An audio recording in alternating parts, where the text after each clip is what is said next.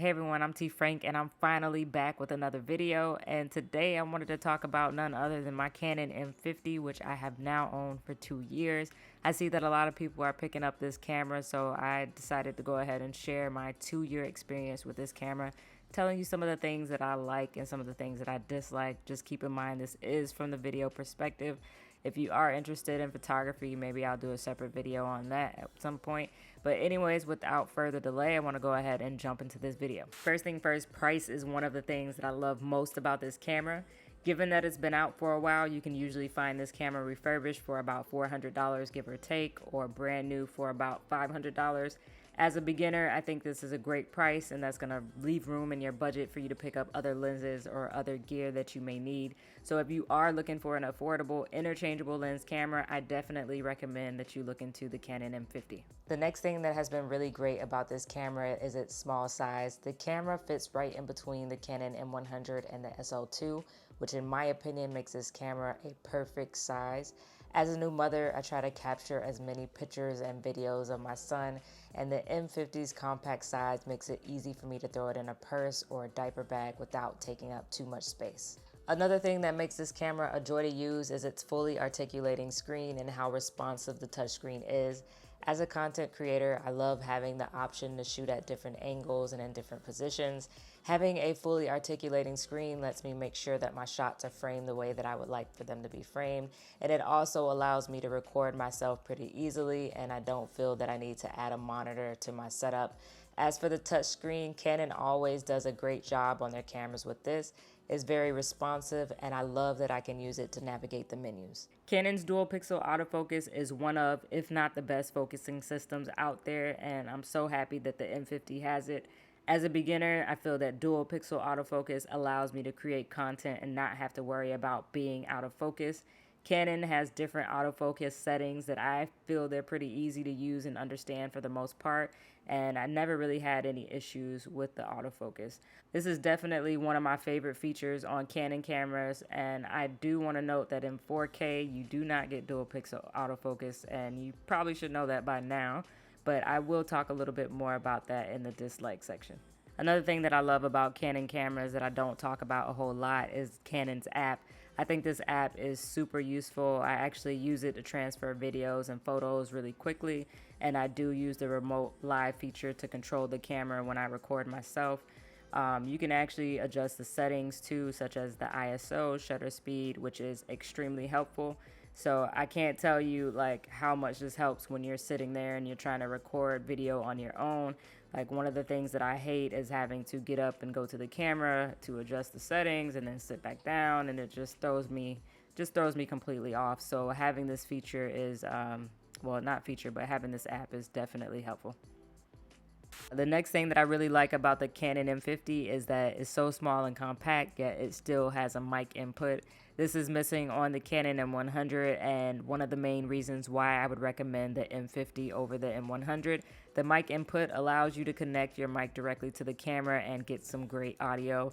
Just note that you still cannot see the audio levels while recording, so always make sure that your mic is plugged in, and this is me speaking from experience.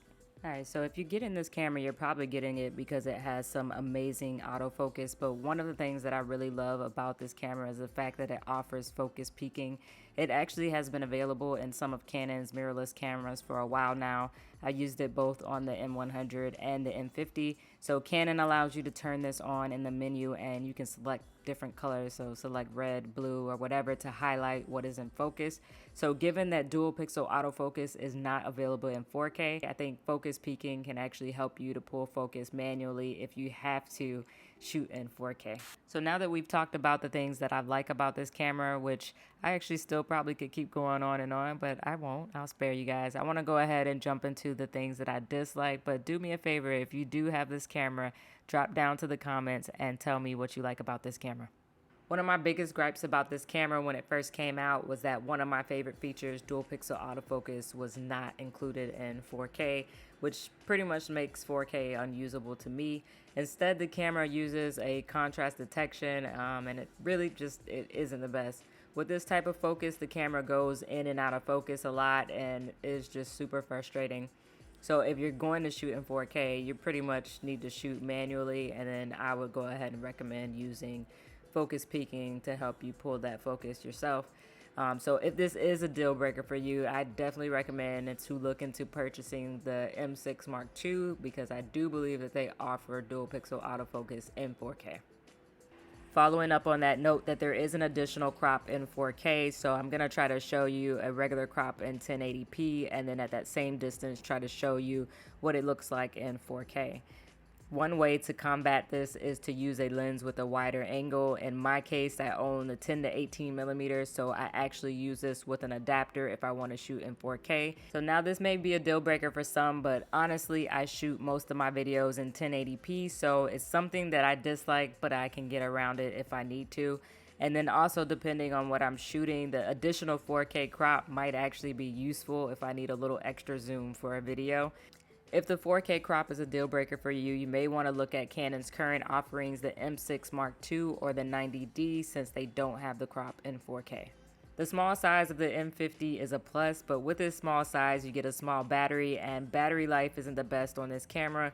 I believe it's rated to get around 235 shots per charge. For video, I can usually record for about 45 minutes to an hour before depleting the battery. So I highly recommend getting spare batteries and keeping them fully charged. I usually keep about 3 batteries on me at all times, and I can't tell you how many times I've started to create videos and my battery dies while I'm shooting. Another thing that I feel like I'm just being a little bit picky about is the SD card placement down in the bottom with the battery. This is something that is a pain to me, and I think it's more so of a pain because my first camera, my first DSLR that I owned was the 80D, and I had that separate compartment on the side, and it just made it easy for me. If the camera is mounted on a tripod, I don't have to take it off the tripod to get the card out. So, I mean, it's just really an inconvenience, especially when you're trying to shoot and you're trying to get these videos completed. But honestly, it's not a deal breaker, and you're gonna find this on a lot of cheaper lower end cameras. Another complaint that I have about the Canon M50 is that you can shoot in 120 frames per second but can only do so in 720p, and then you also lose autofocus and sound. So I would have loved for this camera to have been able to shoot in 120 frames per second at 1080p. But seeing that this feature is on the 90D and the M6 Mark II gives me hope that we will see this feature on the M50 Mark II. And the last thing that I'll mention kind of as a dislike is the fact that we're not really sure what Canon is going to do with the M line. I believe that Canon is shifting their focus more towards the R line and RF lenses. Canon hasn't really developed a lot of native lenses for the EF-M mount, although with the adapter you can use EF and EFS lenses. Just keep in mind that this is going to make the camera a bit more front heavy and less compact. With that being said, this video sums up my likes and dislikes for the Canon M50. If you own the Canon M50, please let me know in the comment section your likes and dislikes. Thank you guys so much for taking the time to watch this video. I'm T Frank, and I will see you guys in my next video. Peace.